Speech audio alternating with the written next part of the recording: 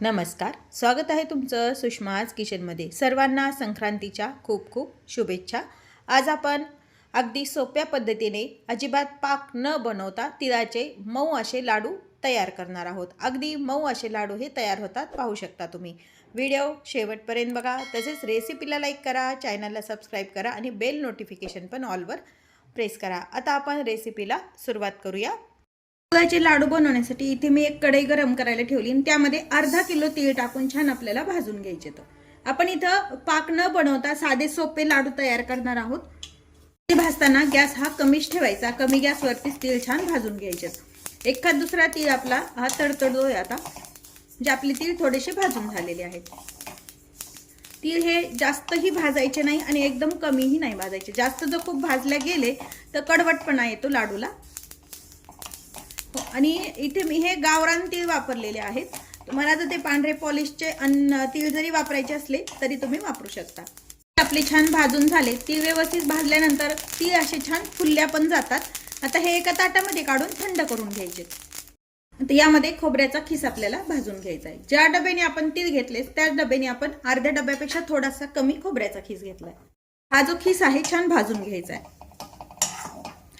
हा विकतचा खोबऱ्याचा खीस आहे, तुम्ही सुक्या खोबरं घरी आणून त्याचा पण खीस तयार करू शकता। इतपतच खोबरं आपल्याला भाजून घ्यायचं। एका दुसऱ्या ताटामध्ये काढून घेऊया। भाजलेले तीळ आणि खोबरं छान थंड करून घ्यायचे। तीळ आणि खोबरं आपलं छान थंड झालेलं आहे। थोडेसे तीळ आपण बाजूला काढून ठेवायचे। हे जे खोबरं जे आहे ना, असं हाताने कुस्करून घ्या। म्हणजे हे आपल्याला मिक्सरवरती नाही काढलं तरी चालतं। या पद्धतीने व्यवस्थित भाजल्या गेल्यावरती मी शक्यतो हे असंच ठेवते, म्हणजे तिळाच्या लाडूमध्ये अगदी छान लागतं। मिक्सरवरती काढलं तर खूप बारीक होऊन जातं। ते भुगा करून घेतलेला आहे असंच। हे जे तीळ आहेत गूळ घालायच्या आधी सुरुवातीला नुसतीच आपल्याला फिरवून घ्यायचे। अगदी पल्स मोडवरती 2 मिनिटच फिरवायचे आणि काढायचे। काढलेले तीळ एका भांड्यामध्ये काढून घ्यायचे। तर हे व्यवस्थित मिश्रण निघत नाही, त्यामुळे शक्यतो तीळ असे भरडच काढून घ्यायचे, फार बारीक नाही काढायचे पहिल्यांदा काढताना। आणि आपण जेवढे तीळ घेतले होते तेवढाच आपण गूळ घालायचा आहे। इथे मी वजनी प्रमाण सांगितलंय। वाटीच्या प्रमाणामध्ये ज्या तुम्ही वाटीनं किंवा कोणत्याही मापाने तीळ घेताल तसंच तुम्ही यामध्ये गूळ वापरायचा आहे। यामध्ये खूप जण भाजलेले शेंगदाणे पण टाकतात, पण मी शक्यतो तिळाचेच लाडू आणि खोबरं मात्र छान लागतं चवीला। शेंगदाणे पण छान लागतात। तुम्हाला जर टाकायचे असतील तर ते भाजलेले शेंगदाणे पण तुम्ही यामध्ये टाकू शकता। आता हे गूळ मिक्स केलेलं मिश्रण पुन्हा मिक्सर जारमध्ये टाकून आपल्याला पल्स मोडवरतीच हे काढून घ्यायचंय। हा गूळ आपण सुरीने चिरून घेतलेला आहे, खिसून वगैरे नाही घेतलेला। थोडं थोडं मिश्रण टाकायचं आणि काढून घ्यायचंय। या पद्धतीने हे मिश्रण आपल्याला काढून घ्यायचंय। या भांड्यातलं मिश्रण मी छोट्या भांड्यामध्ये काढून घेतलेलं होतं। आपल्याला हे लाडू बनवायला मोठ्या भांड्यात सोपं जातात त्यामुळे। याच पद्धतीने राहिलेलं मिश्रण आपण काढून घेऊया। हे मिक्सरवरती काढून ठेवले, शिल्लक ठेवलेली तीळ आपण यामध्ये टाकून घ्यायचे। खोबरं पण भाजलेलं टाकून घ्यायचे। मध्ये वेलची पावडर टाकून घ्यायची आणि हाताने हे सर्व साहित्य छान मिक्स करून घ्यायचे। यामध्ये जो गूळ वापरलाय तो अजिबात चिक्कीचा वगैरे गूळ नाही, आपला नॉर्मल जो मऊ गूळ असतो ना तोच वापरायचा आहे।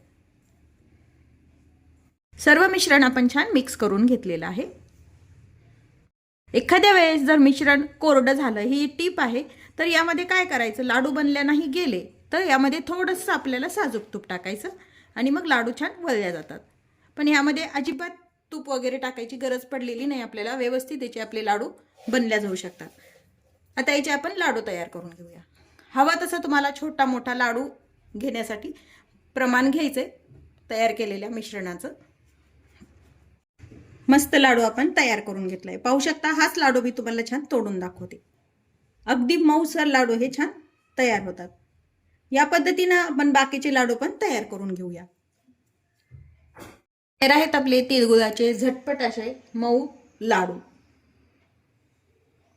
तुम्ही संक्रांतीसाठी लाडू कसे कसे बनवता हे कमेंट मध्ये नक्की सांगा।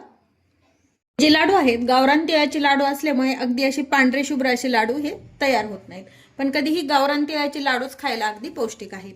एक तुम्हाला मी लाडू तोडून दाखवते, पाहू शकता। अगदी मऊ असे हे लाडू तयार होतात। या पद्धतीनं लाडू नक्की करून पहा। तसेच तुम्ही जर माझ्या चॅनलवर नवीन असाल तर चॅनलला सबस्क्राईब करा, रेसिपीला लाईक करा आणि रेसिपी शेअर करायला विसरू नका। सर्वांना संक्रांतीच्या खूप खूप शुभेच्छा। अशाच नवीन रेसिपीसोबत पुन्हा भेटूया। तोपर्यंत बाय बाय। व्हिडिओ पाहिल्याबद्दल धन्यवाद।